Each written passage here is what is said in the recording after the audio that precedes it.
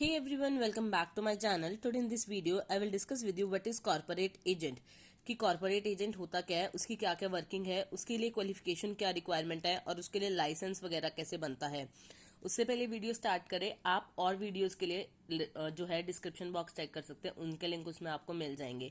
तो चलिए स्टार्ट करते हैं कि कॉर्पोरेट एजेंट क्या होता है। तो जो हमारा सेक्शन 2 है और इसका जो क्या है क्लॉज एफ, यानी सेक्शन 2 में जो सबसेक्शन एफ है, किसके अंडर, जो हमारा insurance regulatory development authority 2002 act है, उसके अंडर कॉर्पोरेट एजेंट क्या होता है। Corporate agent means any person specified in clause k and licence to act as such. कि कॉर्पोरेट एजेंट वो पर्सन होता है जो हमारा क्लोज के अकॉर्डिंग स्पेसिफाई किया गया है, बताया गया है और उसके अकॉर्डिंग काम करता है। अब जो हमारा सेक्शन 2 क्लोज के है, वो होता क्या है कि पर्सन क्या होता है, एक फर्म भी हो सकती है या एक कंपनी भी हो सकती है जो कंपनीज एक्ट 1956 के अंदर बनी हो, या फिर जो पर्सन है कॉर्पोरेट एजेंट बनने के लिए कौन कौन से पर्सन होते हैं जनरली जो हमारा क्लॉज के है वो बताता है।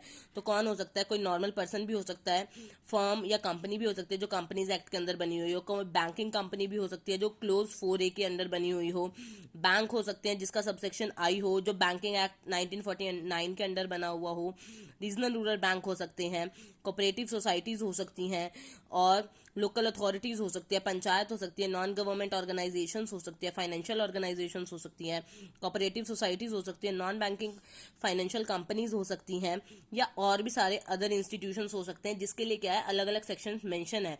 अगर आप एग्जाम में इतना भी लिख देंगे कि ये कौन कौन सी हो सकती हैं तो उससे भी इक्वल रहेगा कि जैसे नॉन कॉर्पोरेशन सोसाइटीज हो गई, बैंकिंग हो गई, नॉन फाइनेंशियल इंस्टीट्यूशन हो गए, तो इतना भी कवर करने के लिए इनफ है। नेक्स्ट है सेक्शन 2E जो है रेगुलेशंस का, वो क्या बताता है, कंपोजिट कॉर्पोरेट एजेंट, यानी कॉर्पोरेट एजेंट तो है पर कंपोजिट मिक्स अगर कॉर्पोरेट एजेंट बनना चाहता है तो corporate agent who hold a licence to act as an insurance agent for a life insurance and a general insurer. Composite corporate agent क्या होगा, कंपोजिट कॉर्पोरेट एजेंट वो कॉर्पोरेट एजेंट होगा जिसके पास लाइसेंस है और जो क्या करेगा, इंश्योरेंस एजेंट का काम करेगा एज अ लाइफ इंश्योरर भी और एज अ जनरल इंश्योरर भी। तो हम उसे क्या बोलेंगे, कंपोजिट कॉर्पोरेट एजेंट बोलेंगे।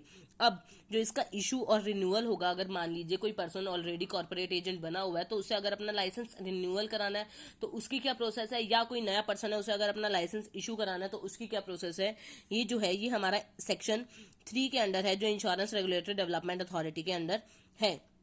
अगर एक पर्सन लाइसेंस रिन्यू कराना चाहता है तो उसे सबसे पहले क्या प्रोसीजर फॉलो करना पड़ेगा, द एप्लीकेशन एप्लीकेंट यानी वो person shall make an application file करेगा स्पेसिफाइड फॉर्म में, यानी जो फॉर्म नंबर होता होगा उसके अकॉर्डिंग क्या करेगा, एप्लीकेशन फाइल करेगा।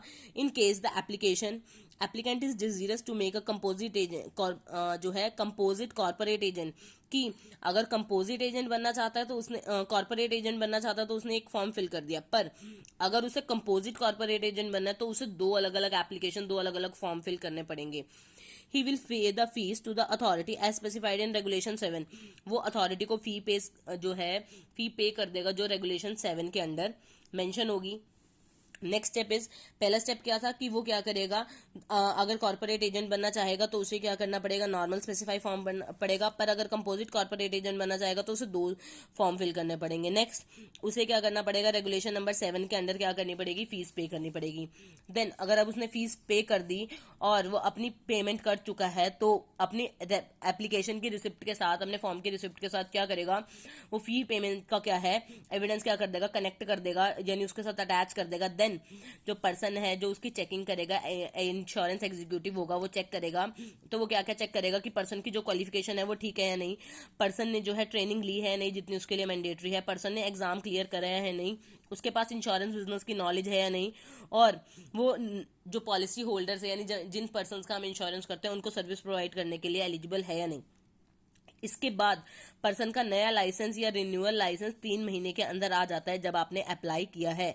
In case in the consideration of the application is likely to be delayed, अगर पर्सन के पास एप्लीकेशन डिलेड हो रही है then the designated person shall inform the applicant within the 16 days for such delay and live in to do so. यानी वो क्या करेगा, अगर पर्सन के पास वैसे तो 30 days के विद इन 3 months के अंदर क्या आ जाएगी, एप्लीकेशन आ जाएगी, पर अगर एप्लीकेशन नहीं आ रही तो वो क्या करेगा, उसके लिए क्या करेगा, दोबारा एप्लीकेशन के लिए वहां पे कम पूछ सकता है और विद इन 60 डेज उसके बाद आ सकती है।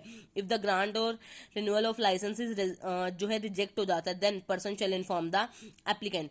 तो जिस पर्सन के अंडर उसने अप्लाई किया था, तो वो पर्सन क्या करेगा, जो एप्लीकेंट है उसको इन्फॉर्म करेगा कि उसका लाइसेंस क्या हो चुका है, रिजेक्ट हो चुका है, और उसका रीजन भी उसे बता देगा। ये था कॉर्पोरेट एजेंट का मीनिंग और उसका इशू और रिन्यूअल ऑफ लाइसेंस। अगर आपको इससे रिलेटेड कुछ डाउट है तो आप कमेंट सेक्शन के थ्रू पूछ सकते हैं। Stay tuned for more videos and thank you for watching this.